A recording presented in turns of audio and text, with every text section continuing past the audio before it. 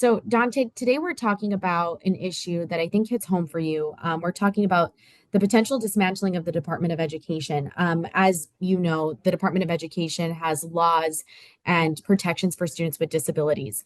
I want to start off by asking you, can you talk to me a little bit about Noah as a student or any of your children as students? Can you talk Sure, to me about how they excel in the classroom?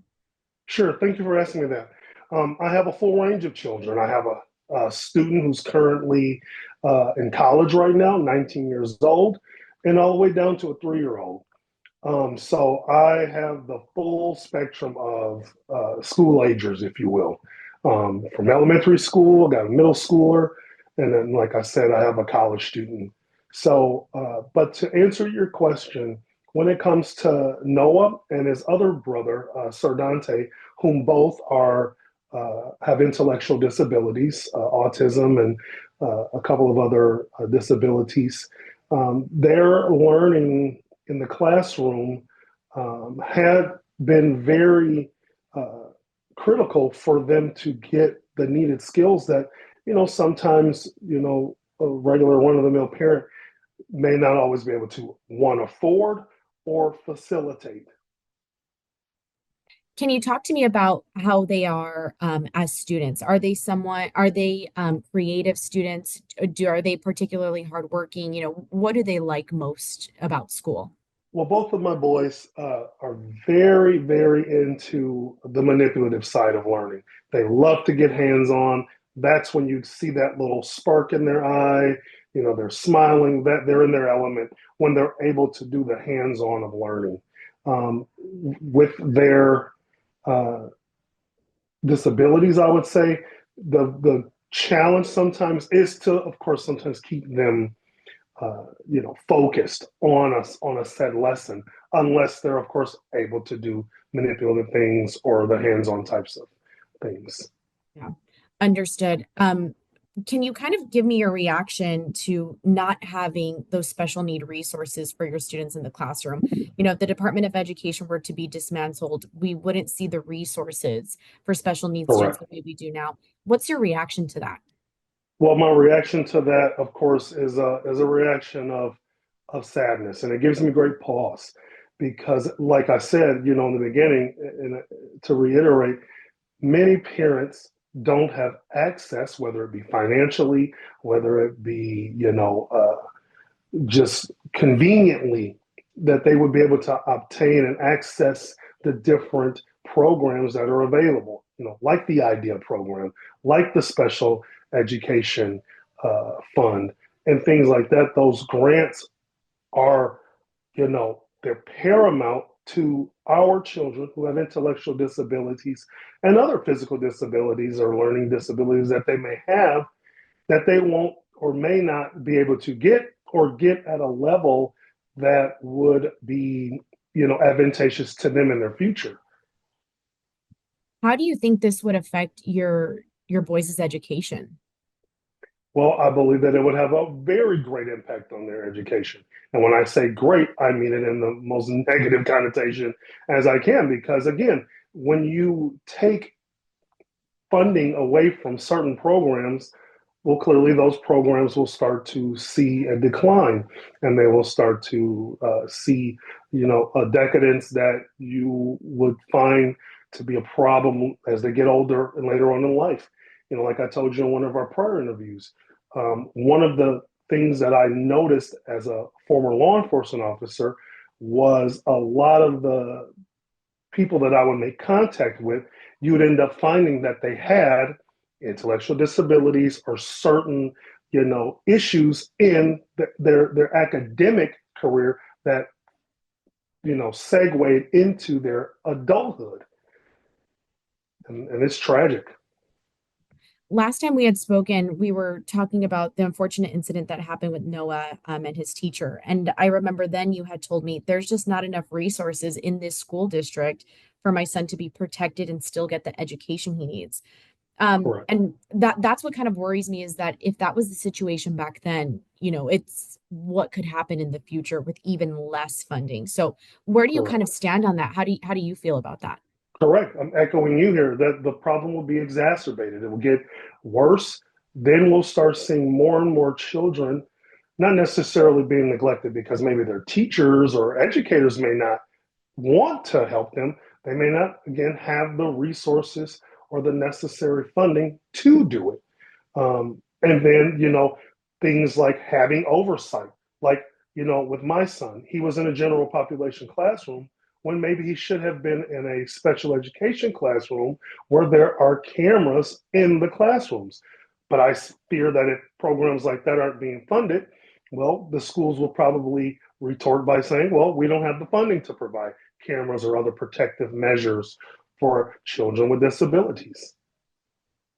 Is this frustrating to you as a parent that dis teachers who are trained to educate and to care for students with disabilities, they're already so scarce that now taking away the little funding that they have could put your Correct. children not just at risk in education, but as you and I have seen at risk physically.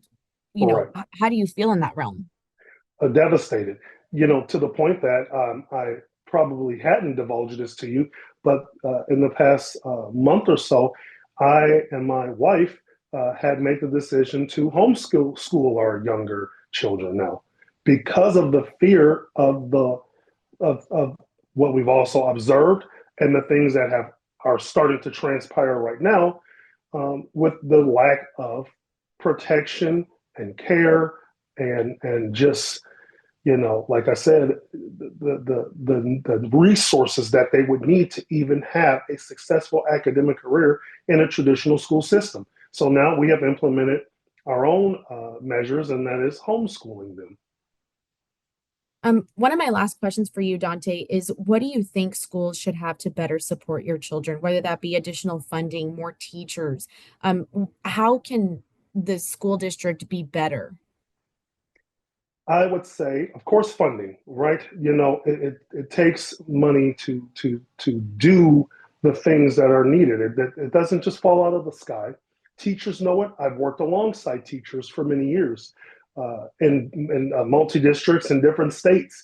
And one of the biggest concerns that you'll always hear echoed, whether it's in a staff meeting or the teachers' lounge, is, well, we would be able to do this, but we don't have the monies to do that. So, it's definitely going to be a causation to a very devastating effect of different legislative moves or executive moves, if you will, that are going to be taken, looked at, or possibly, done.